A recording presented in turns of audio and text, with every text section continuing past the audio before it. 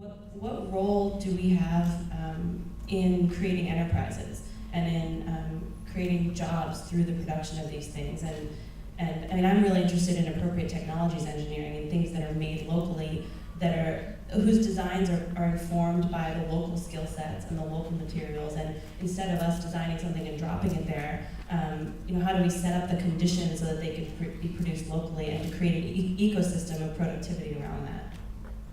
Mark, do you want to touch on something? Yeah, and it's a big challenge. It's something we're working hard on. I go to DC tomorrow, and I meet with Bob Freeland, who's in charge of a group called Solar Electric Light for himself. And Bob's a really great guy. And we're going to work together in Liberia, and we're going to send our lights in kits to be assembled in Liberia.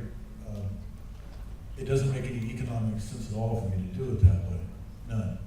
But the African countries really, truly want to have an economic development of their own, that they can have jobs in their environment.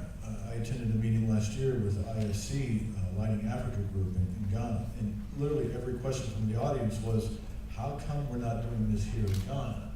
And my African friends, one of the ministers in Accra said, we give all of our natural resources to China and we get our junk back. And it's totally true. I mean, most of the products in the African markets are point of sale transactions. You buy it, if it works right then, don't come back to me tomorrow and say it doesn't work. And so it's much more of looking at it from a community aspect, instead of just saying, I'm going to sell you a product, I'm going to make 20% over my cost and everything's done. How do you really engage in these societies?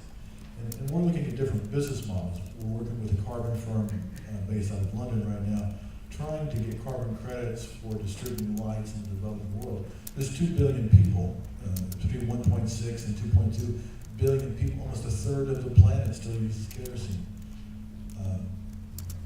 It's an enormous opportunity to change lives on a scale that we've never seen before. It annoys me that people expect Africa or African citizens to catch up when my children, they go to school all day long, then they study for 3 or 4 hours at night.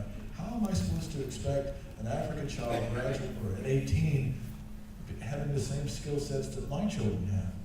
So you have to look at the whole paradigm of this and say, how can you make it all work? But I want to take that point and actually flip it backwards. The whole notion that skill sets is about sitting in school 24/7 is something that we started with. In traditional societies, craft had value.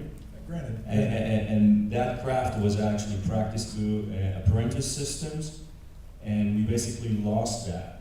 And when we go into products that are for 5 years, I think there is more value to craft, and there is a whole class in our society that could really use that to their benefits. Not everyone is smart in programming.